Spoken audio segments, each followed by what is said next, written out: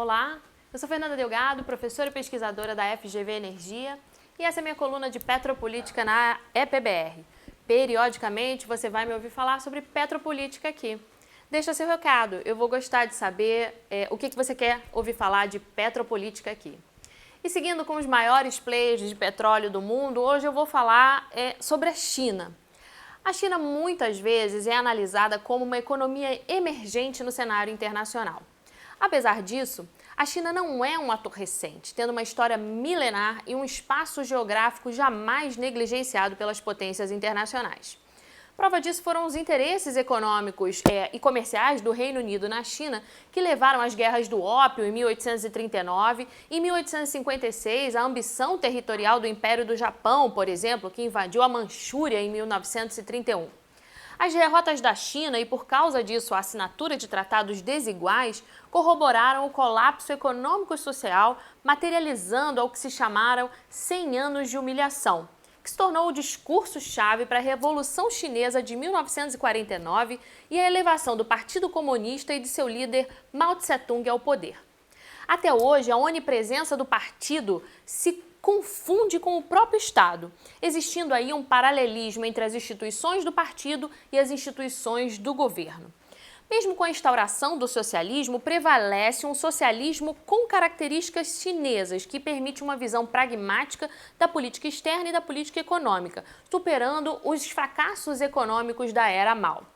A grande revolução, o salto para frente, a revolução cultural foram reformas da abertura iniciada por Deng Xiaoping a partir de 1978, o que possibilitou a retomada da China desse isolamento político, alcançou uma economia maior para a China, levando a uma economia industrial.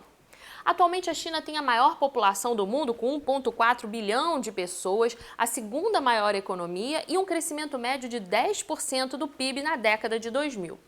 Esse crescimento se dá principalmente pelo setor manufatureiro e pelas exportações, sendo acompanhado e reforçado pela presença de chineses no mundo.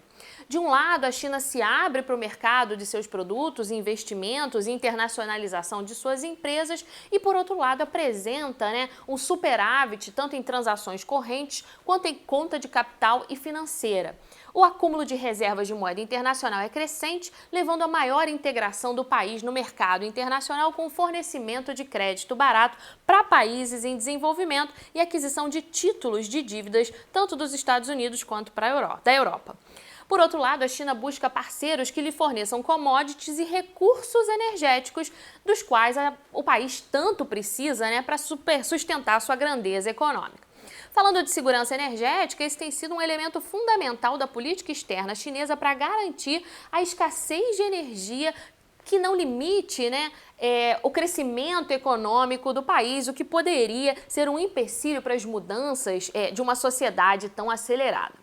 A importância da segurança energética para a China não deve ser minimizada, mesmo que a tendência econômica atual aponte tanto para um crescimento desacelerado, apontado para o setor de serviços e bens com valor tecnológico mais elevado, quanto para o financiamento da transição energética, com foco na redução da intensidade energética e a substituição gradual do carvão. O crescimento econômico do país e a busca por essa segurança energética levaram o país a ser o maior produtor e consumidor de energia do planeta, sendo que a China busca sempre esse equilíbrio. A matriz energética da China em 2019 foi 58% dependente do carvão, 20% do petróleo, seguido em menor escala 8% do hidrelétrico, 8% do gás natural. A participação do carvão tem caído consideravelmente nos últimos 10 anos porque em 2008 representava mais ou menos 70% dessa matriz.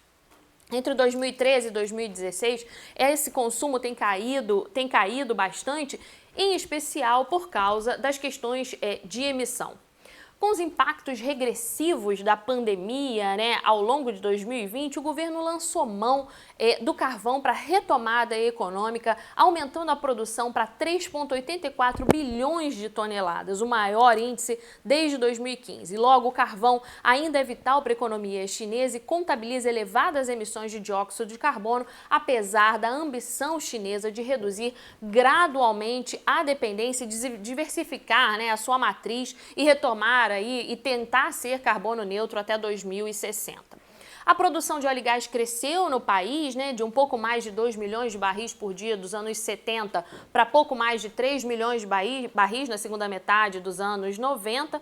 Naquele momento, a China ainda era autossuficiente, a importação de petróleo ultrapassou 1 milhão de barris a partir dos anos 2000. Entre 2010 e 2015, a produção se manteve aí na casa dos 4 milhões de barris por dia e a partir desse período entrou em declínio até 2018, quando atingiu 3 milhões de barris por dia. Somente em março desse ano, agora de 2021, é que a produção atingiu a máxima nos últimos 5 anos. A capacidade de refino do país tem se expandido tanto em escala quanto em diversificação e hoje o país consegue processar 17 milhões de barris por dia, sendo a segunda maior capacidade de refino do mundo. O consumo de gás natural hoje é bastante significativo, são 179 bilhões de pés cúbicos e tem crescido expansivamente nos últimos anos, de modo a que a China vá em direção à busca da sua autossuficiência.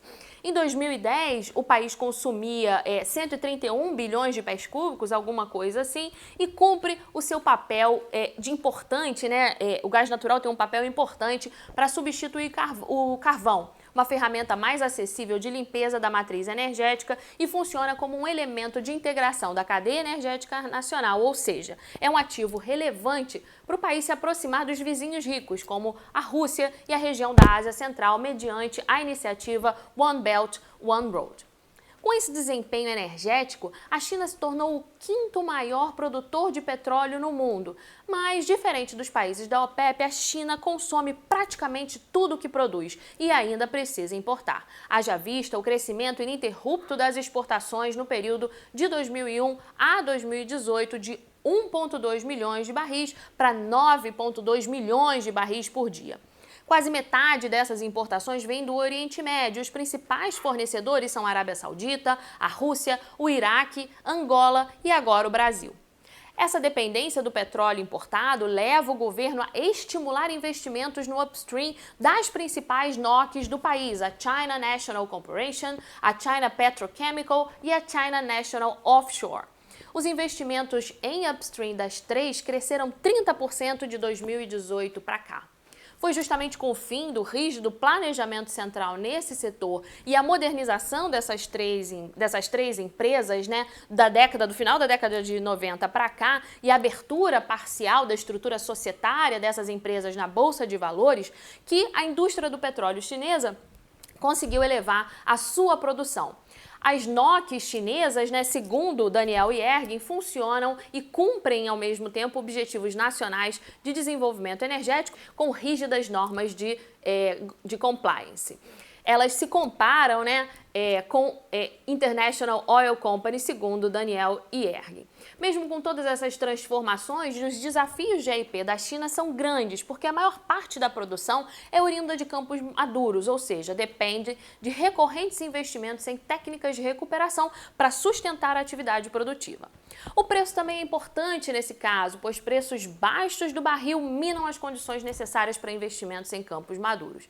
Diante disso, o governo iniciou uma reforma em 2020, permitindo pela primeira vez que International Oil Companies produzam no país para incentivar a oferta doméstica. Antes disso, o envolvimento das internationals eram apenas joint ventures com as NOCs chinesas. Em geral, para o setor energético, a abertura da China para o mundo e a maior integração com o mercado internacional, incluindo a inserção da China aí na Organização Mundial do Comércio em 2001, né, tem impulsionado o governo a atrair investimentos privados com medidas para apoiar a competição entre companhias de energia e o maior acesso de pequenas empresas ao mercado, reduzir o controle de preços em prol de um modelo baseado no mercado, agilizar o processo de aprovação de novos projetos e aprimorar a infraestrutura e transmissão de energia em áreas de oferta em centros de demanda de energia.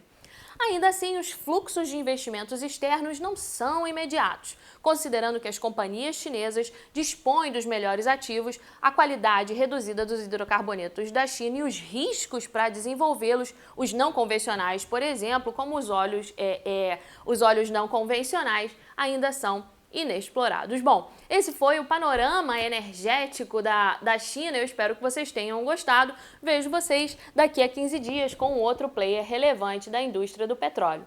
Obrigada!